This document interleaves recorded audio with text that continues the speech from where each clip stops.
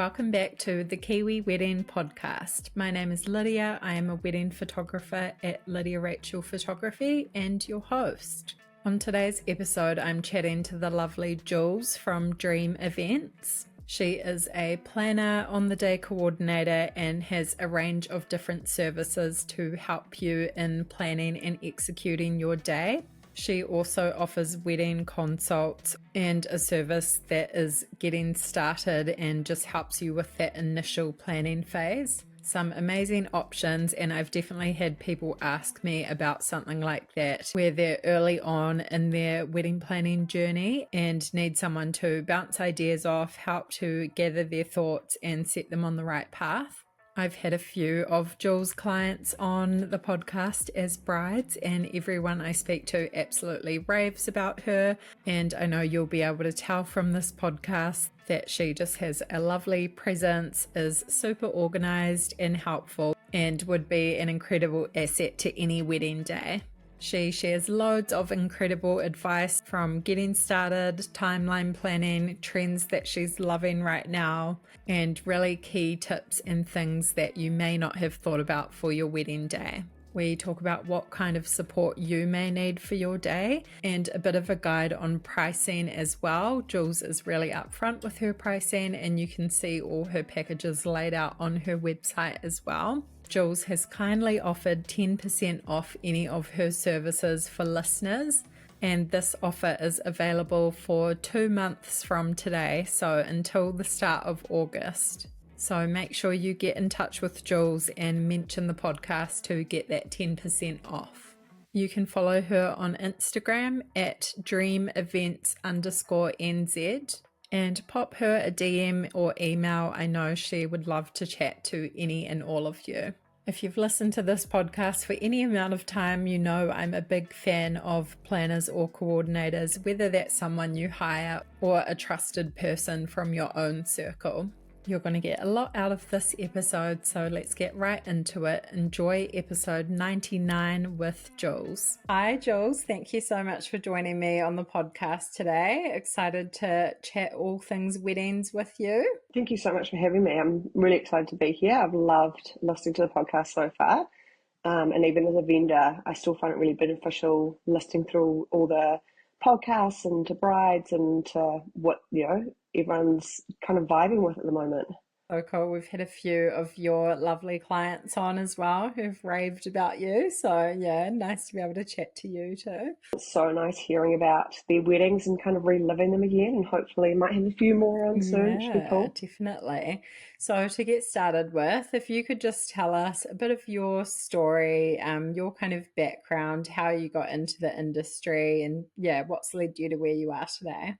So while I was overseas on my OE living in London, I decided I wanted to look into doing wedding planning and event planning. So while I was there, I actually studied to do it and do an international diploma in event and wedding planning.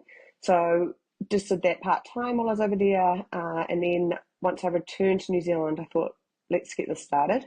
So I just got it off the ground, went to a wedding show, and that's kind of how I kind of started to establish myself. Back when we kind of had a lot more wedding shows, like it's not a common thing anymore, but I thought it was actually quite a cool way to get around and meet different vendors and meet a bunch of people in the industry and just kind of gauge those relationships, which is kind of a little bit unfortunate we don't do them as much anymore. And that's kind of how I got started. And then a lot of it has actually been through word of mouth, and previous brides I've had recommending me to their friends or other brides coming up. And then it's just, built from there.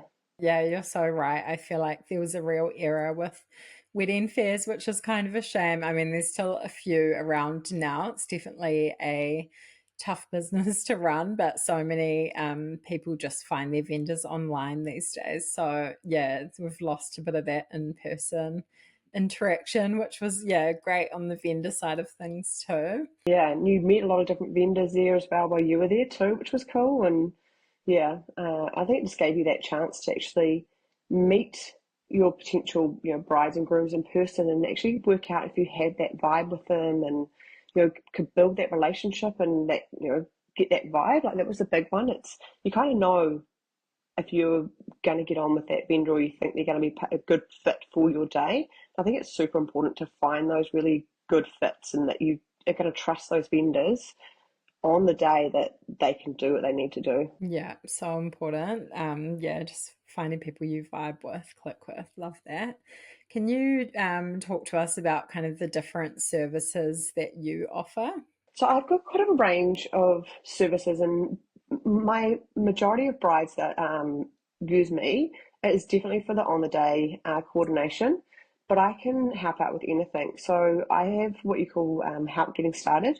So some brides just literally just don't even know where to start. Like it's a massive thing, and like it's a huge deal when you are starting out and what you need to do and the budgeting tools and the vendors and all that kind of thing. So I can help out with all your budgeting spreadsheets, all your timelines as well. So what you need to be booking a year in advance, 6 months in advance as you get closer, and help out with all those timelines.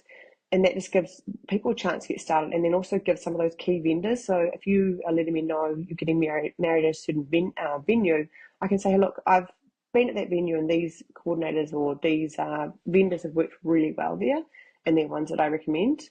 I also do like set up and style. So some people might be happy to do everything themselves, but on the day, some venues won't actually let you in until the day of, and you don't want to be going in and setting up yourself. So I can go and set up of the ceremony and reception area, and have everything ready to go. So when you show up, it's just there ready, and then you're not relying on family and hoping that they get your vibe and they get the style and everything you want to be. And you can just let your guests enjoy being guests is the big one too. My biggest one that I do is the on the day coordination, and for that I can come in as early as I want to. So some people start me quite early in the planning process, and I will then do like a meeting with them, just kind of make sure we're a good fit and see how we're getting on. And there I make sure you're kind of on track as well, and make sure you're kind of getting everything underway and everything is fitting in. And then we'll do a couple of meetings, probably around 4 months out and 2 months out. They might be either in person. One of them will generally be a venue visit too, so I can go to the venue, see where you envision everything being, where you want the ceremony location, where you want everything set up, and everything's going to be on the day. And that's really important. I find that super important to go to the venue and we go through everything beforehand, and then we will do a meeting generally about a month out, maybe 2 weeks, and that's where you hand everything over. And you'll be giving me the run sheet if we haven't worked on that together, all your vendor contact lists and when the vendors are showing up and all that kind of thing. And then hopefully everything's passed over and everything's good to go. And that way, in the lead up to the wedding, you can just worry about not having to be stressing over that kind of stuff, and that would hopefully include a rehearsal as well. I find that super important, just to have the day flow a bit better. And then I'm generally one of the first ones there on to meet all your vendors and coordinate everyone, and I generally will stay till first dance. Some people like me to stay to the end of the evening, but generally you want to stay till first dance to make sure everyone's happy and all the vendors are good to go for the rest of the afternoon. I also do full or partial planning. So that's someone who just doesn't have time. Some people are just so busy, you just don't have time to be planning a full wedding. Or I find a lot of people who are overseas, like I have quite a few brides coming in from the UK, especially in London, and they just don't have the chance to be able to plan it fully from over there and know the vendors and do all that kind of stuff. And working with the different time zones too, people find that super hard. So that's when I'll do full planning. So I would come in and I just take care of everything. So I will get your vibe, what we're going for, and then I will present you with the different options for vendors and your venues, everything. So I will handle everything and you just make a decision. I try to make it maybe about 2 or 3, and you just give me the budget what we're working with, and I just go from there. I also can do a pack down service. So some people, the next day, you don't really want to be going back to your venue to pack up. You just want to actually enjoy being married. The last one I do is wedding consulting. So some people are happy to do everything, but they just want to like bounce ideas off someone or make sure they're on the right track. So I can also offer wedding consulting. Incredible. I love that you kind of help with that whole journey. And I think someone said it that I chatted with recently that the very beginning of the planning stages is like really hard, and then the end part as well. And just, yeah, that you kind of have that support, I mean, right through the get-go, even that getting started service and the, yeah, consulting and stuff. I've had a few people ask about that. They're like, yeah, I'm definitely going to get it on the day coordinator, all of that. But some people, yeah, like you say, they just really need help to kind of sift through their ideas. They're overwhelmed with all the content online. Like, where do I start? What's my theme going to be? Or just, yeah, some direction. So yeah, I think that's so helpful to be able to help people at every single stage, because it is such a overwhelming and busy season. Cool to hear just a bit about those services. And I think a lot of people get confused between what is the difference between like a planner, stylist on the day. So depending, yeah, the type of wedding you're having, your planning process, do you think that everybody needs one of those services or all of them? Like, yeah, can you talk about the kind of clients that yeah, would need some of those services? I think personally, I think if you're doing a very like DIY, bring everything in kind of wedding, I think you definitely need a minimum of an on the day coordinator. It's just there's so many moving parts and so many things that potentially could go wrong that you just don't want to be stressing about on the day. So I find having an on the day coordinator just helps take that stress away. Like if you've put so much work and effort into planning this wedding. Like sometimes people plan these for a year, 2 years, and the last thing you want to be doing on the day is either stressing over the portaloos aren't working, or this caterer hasn't shown up, or the cake's melting because it's been left out in the sun, or all these little things that could go wrong, or you're going to expect a family member to look after them.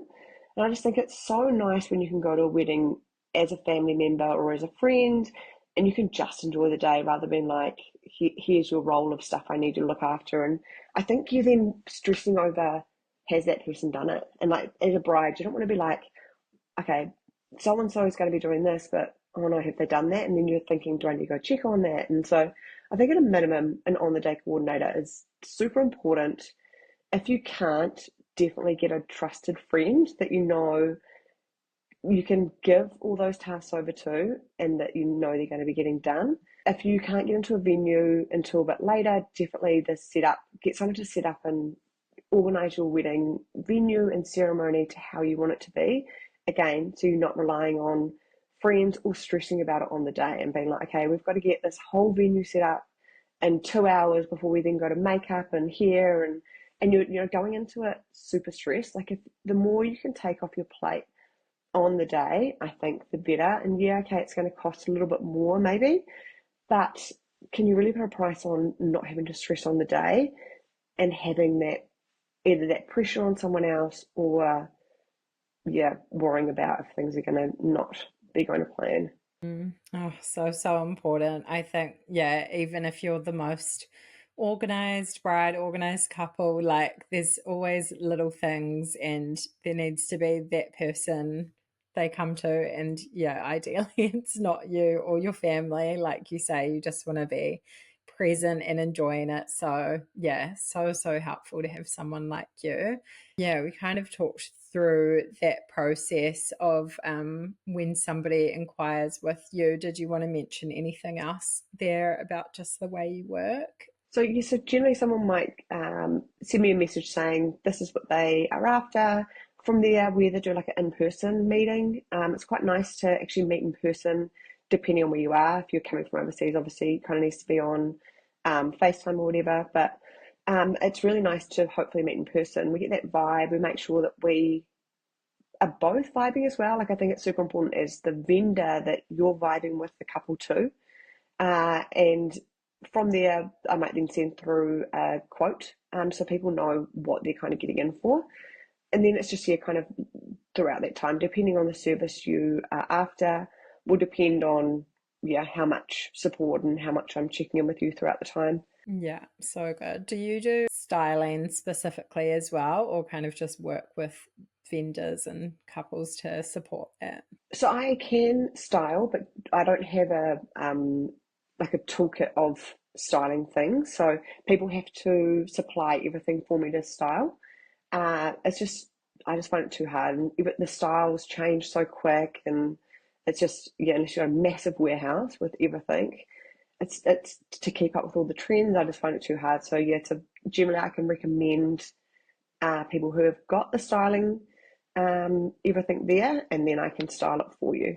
Yeah, there's some amazing hire places out there, but yeah, cool that you, I know, have all the knowledge of all the different vendors and can, yeah, give couples lots of recommendations. It's so helpful. Is there any kind of common mistakes that you see people making with, yeah, planning their wedding, even the styling part of it, or yeah, anything else during that planning phase? Big ones would have to be just kind of the outside influences like family, and it's so hard, especially if family are helping out with paying for the wedding, and it's just so hard to then say no. So that's a big one, is just making sure you keep it authentic to you guys and what you guys really want for the day. So you're making sure you kind of remember that core value of why you're getting married, and that at the end of the day, it's just that one day and it's just your wedding, and you're doing it for the marriage. And so making sure you kind of yeah, keep all those outside like noises as much of a minimum as you can. It is super hard, and there's only so much you can do, but just doing what you can.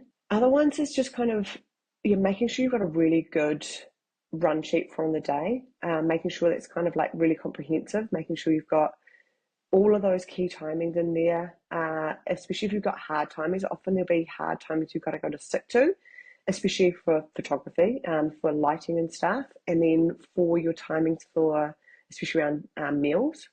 That's kind of your hard timings, so making sure you've got a really solid run sheet for the day. Otherwise, I'm just trying to think what else. Yeah. And I guess the big one is try not to stick too much with what's on trend or what you're seeing other people do.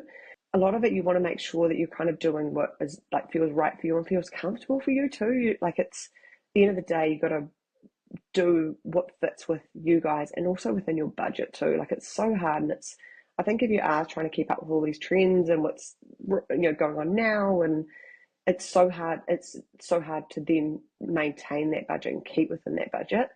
And it's just keeping to what you want to have, like, and having that, making that plan, keeping that plan for that day, and just try not to be like, oh, let's actually just chuck that on and let's add this in, and just yeah, keep into that what you guys want it for that day. So hard to do, so many good things there. And I think, yeah, helpful. Do you find yourself kind of holding couples' hands through that when they're doubting their decisions a little bit, or even what you were saying before, like navigating through those kind of family influences and opinions? Yeah, do you find you're kind of like, what do you call that, mediating almost, or just like, yeah, supporting them through that?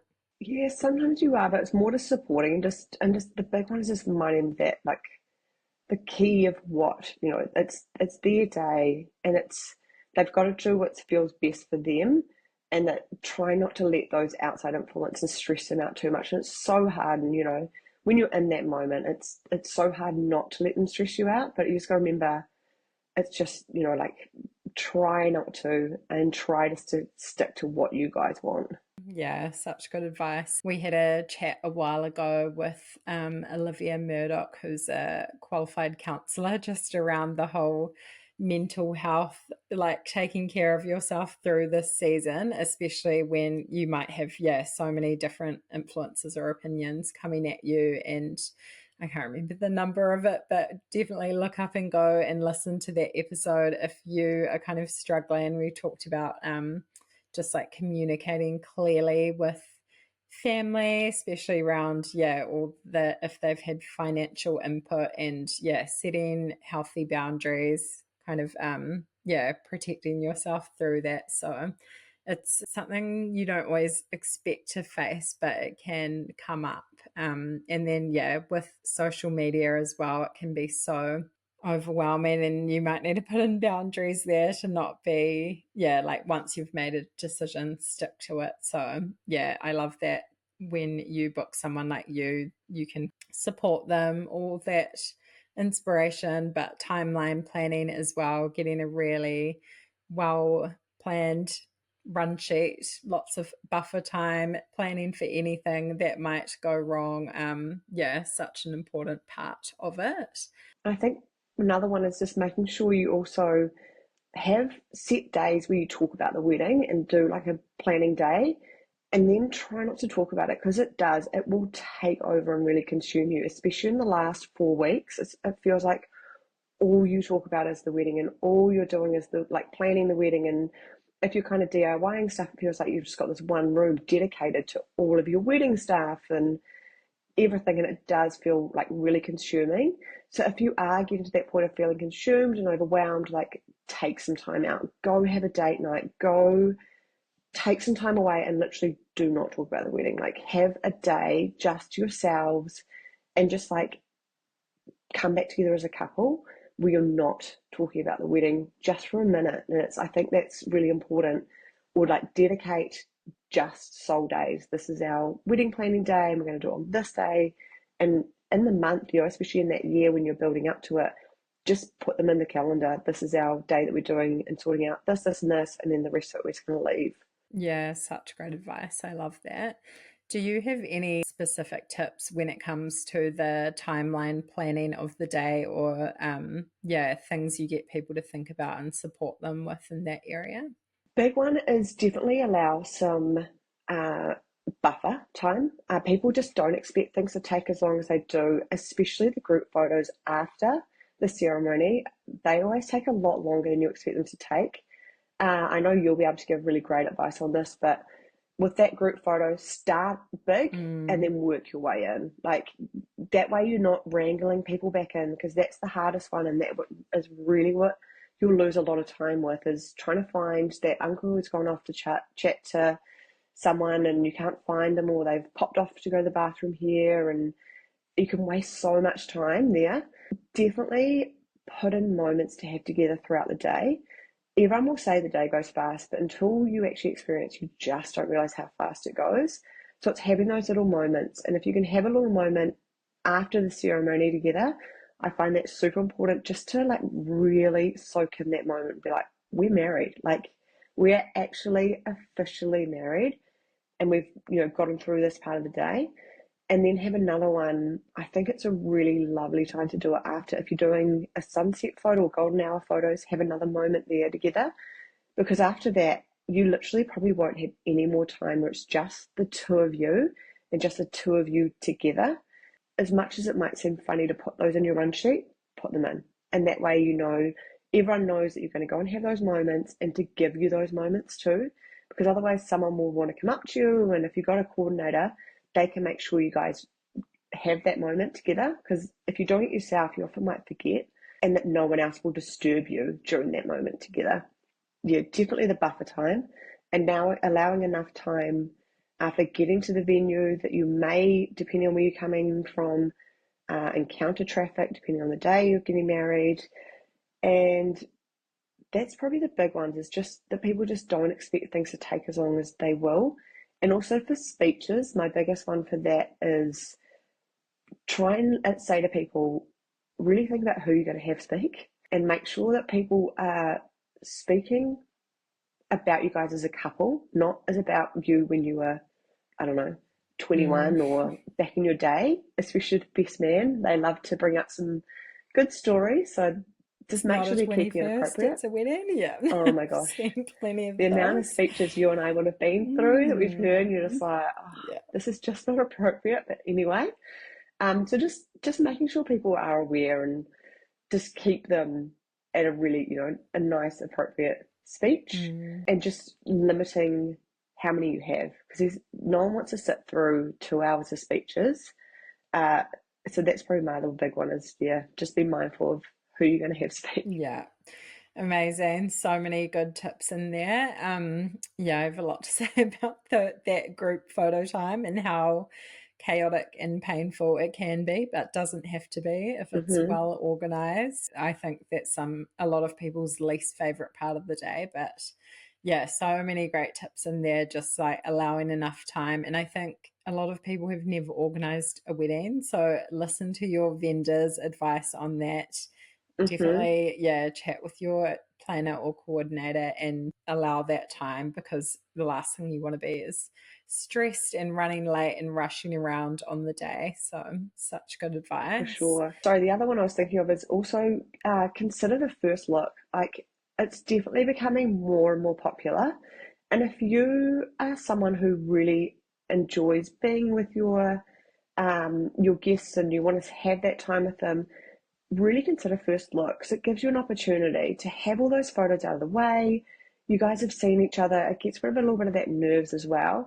And then you just get to enjoy it. Like, you do those group photos and then the time is yours. Like, you get to enjoy that cocktail hour where often it's a vibe at that cocktail hour because everyone's like celebrating and in such a good mood, and It's hard to pull everyone is people really away feeling from it. that as the photographer. So Yeah, and have it's it done. Yeah. exactly, and trying to get your couples away once they've kind of enjoying that minute, because you don't want to also rush off. You don't want to have just done group photo, just had your ceremony, just done group photos, and then go straight off. You want to have that time, moment to enjoy a bit of that time, but then try and drag you back out after that. It's hard. So I reckon first look, it's becoming more popular, but it's definitely consider it because it just gives you a chance to really, and it just makes the day flow so much nicer when you can just be there and then you kind of just move into the reception from there. It's such a nice, Yeah. totally different vibe. Yeah, absolutely. I love a first look. Like you say, it just makes the whole day flow. And I think some people's thing with that is that, I don't know, they're quite traditional. They want to like see each other for the first time down the aisle. And it's funny, I come across a lot of grooms that think that way, but I think they just like might not have been to many weddings, or they just like don't know about it. And I think having that kind of first time you see each other, just the two of you, obviously maybe your Mm-hmm. photographer and videographer capturing it subtly in the background as well, but just like having that moment, like you say, you don't get many moments alone on the day, so that's like a really special time as well. So yeah, big fan of first looks, definitely something cool to consider. You have been married for quite a while now, so I'm springing some of these questions on you, but I wonder if you could reflect on your own wedding, if you want to tell us anything about it. And yeah, if you have kind of learnt anything from being a bride. I'm sure you've learnt so much planning so many weddings since then as well. But yeah, anything you want to tell us about your own experience? Yeah, so my husband and I actually going to be married 10 years this year, so that's incredible and crazy to think. So it was very early on into my wedding planning time. So I'd done a few weddings before then, so it was also helpful for then also planning my own wedding. Because my parents and my husband's parents as well, they did help us out quite a lot.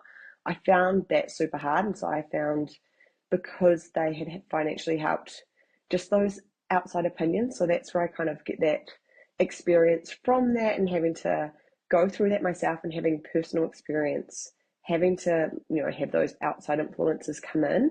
That was definitely probably something harder. So definitely consider, if your family is going to be, financially helping, I think set those boundaries really early on.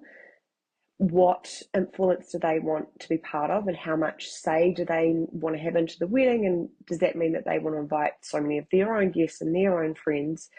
And then you can really make that decision. Okay, do I want to have that financial support from them? Then can we actually afford to do it ourselves so we don't have to have that outside influence into our wedding, and we can make all those own decisions ourselves? A big one as well was just, it's hard, and it's when you're in the moment, it's hard to think about it, but it is just a day. It's one day, and you've got to remember the reasons why you guys are getting married, and that it is, you're getting married for the marriage rather than just that one wedding day. And communication is the biggest one, like making sure you guys are communicating, especially in the lead up, because it will become stressful and there will be things that you guys might not agree on, or the outside influences are kind of bringing in that might cause a bit of friction, especially if it's coming from more from one family member to another. But just like come back together, reflect together, and just remember why you're doing it, and that you're coming together to be married and to enjoy. You're doing it for a lifetime, and just try not to let too much outside noise influence you. Wise advice. We've chatted about it as well, but that if you are taking money from family, just by having that really clear communication, whether it's comes with conditions or not. Like if I do say yes to this and it's like incredible, you're obviously so grateful to have that help, but does that mean that your parents are going to invite all their friends, or that they have like a say in the styling or the planning or whatever it is? Yeah, if you can be really clear from the get-go, that is so helpful. But yeah, also that attitude, I think another bride's mentioned it as well, just kind of going into the day being like, this is going to be a really cool day, but not having this huge expectation that it's going to be the best day of your life. Maybe it won't be, and that's absolutely fine. It's probably going to be a really good day, but yeah, having that kind of attitude. So I love that advice. Can we talk a little bit about pricing? I know every single wedding is different and everyone kind of needs a customized approach, but yeah, do you have any advice on what people can kind of expect to invest in services like yours, or whether they should allocate a certain percentage of their budget? Do you have to have a huge budget to work with a planner or coordinator? Yeah, if you could tell us a bit about that. For sure. I like to be really open about pricing, where the pricing starts from, because straight away, when you come on my website, I have all the prices there with the packages and where everything starts from, because then you're going to know straight away if it can even be factored into your day and whether you can afford it or can then work out the money to budget it in. So for myself, so things like setup and style, that starts from about $400, depending on what's required. If it's just doing the reception area and it might just be, say, centerpieces and name tags and setting up signage and stuff, depending, it could be slightly less. Or if there's more involved, it's setting up tables and chairs, cutlery, all of your plates and everything. Of course, it's going to be slightly more because there's a lot more involved in that. On the day coordination, I actually start that from $650, and that's for 8 hours on the day. And then obviously, if you need me for longer, it goes up from there, and that includes all the meetings and the visits to the venue and things. And then for the full planning, I generally say allow 10% of your budget, depending on, obviously, if you've only got a $10,000 budget, you might be a bit different. Yeah. But generally, if you're doing full planning, it's about 10% of your budget, or from about $3,000, and then it goes up from there depending on what's involved and how big the wedding is. Of course, if it's going to be a multi-day wedding, so I've done Indian weddings where it has been multiple days, obviously that's going to be higher from there.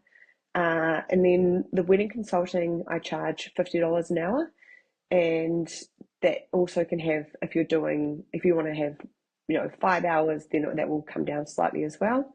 And then pack down is around $200, depending on what's required for pack down.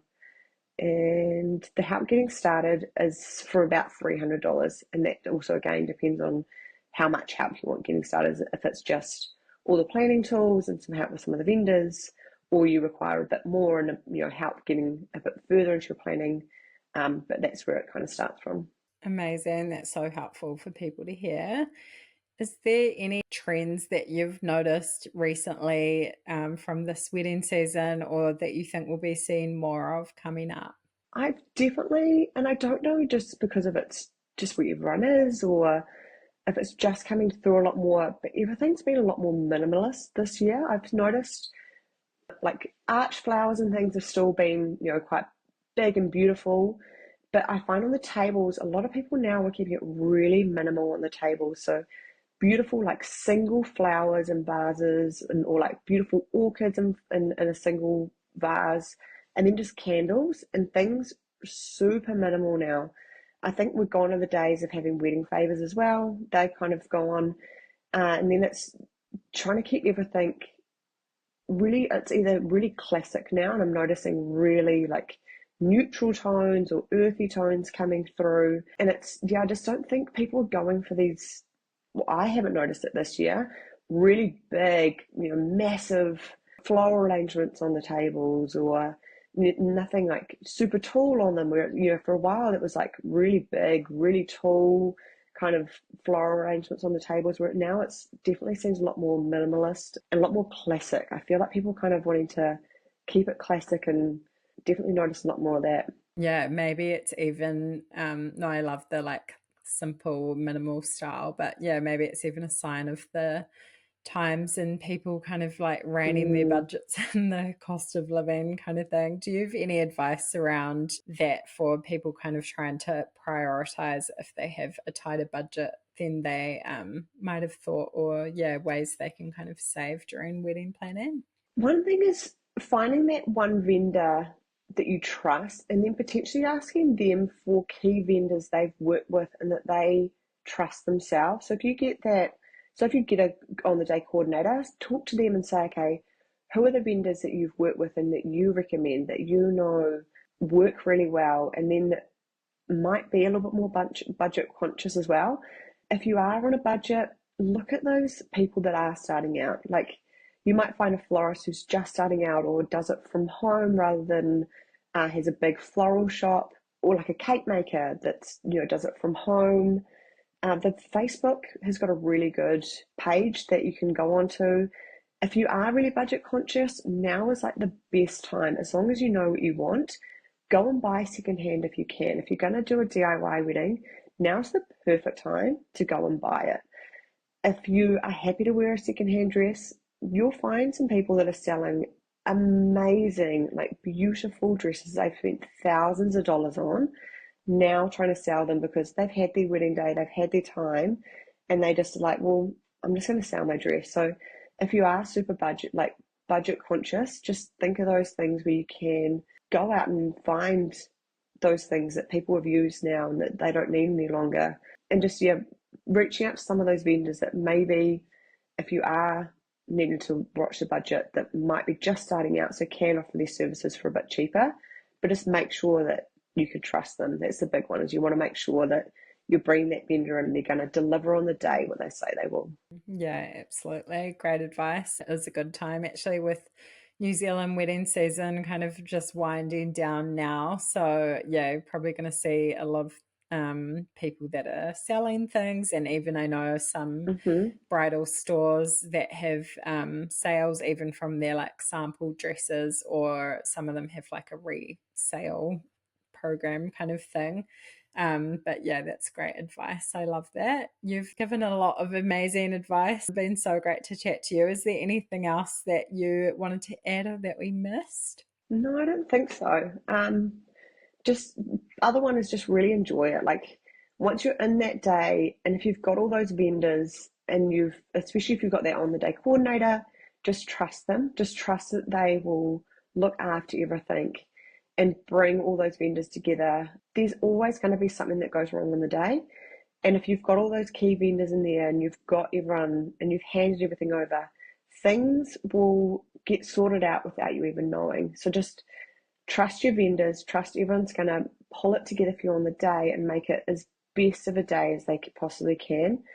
And just, yeah, enjoy it. And just, everyone's going to tell you it's going to go fast. And like, no one can prepare you for how fast it really goes. So take those little moments, enjoy it, and just, yeah, make the most of such an amazing day. Oh, I love that. So good. I think people are going to get a lot out of this episode. Can you just tell everyone where they can find you? What's your website, Instagram handle, wherever you like to be got in touch with? And yeah, if you've any exciting future plans you want to share also. Perfect. Yep. So if you go online, I'm at dreamevents.nz, and on there you'll be able to see all of my pricing, all the packages, and it goes into more detail about what's included in them. I have just actually relaunched my website and changed my name. So it is just now Dream Events. So for all the listeners, today I'm offering 10% off all my services. And then you also find me on Instagram and Facebook, Dream Events NZ. Amazing. Oh, so cool. And thank you so much for your generous offer for listeners. That will be, yeah, so cool. We'll definitely share all about that, link to everything. Yeah, I think people can get a cool vibe from you from this episode, hopefully. So definitely get in touch, have a chat with Julz about how she might be able to help you for your day. As I say, over and over, such a key vendor, one of the most important. So yeah, thank you so much for coming on. Thank you so much for having me. It's been a pleasure to be on here and chat with you, and hope I haven't talked too much, but it's been a great time.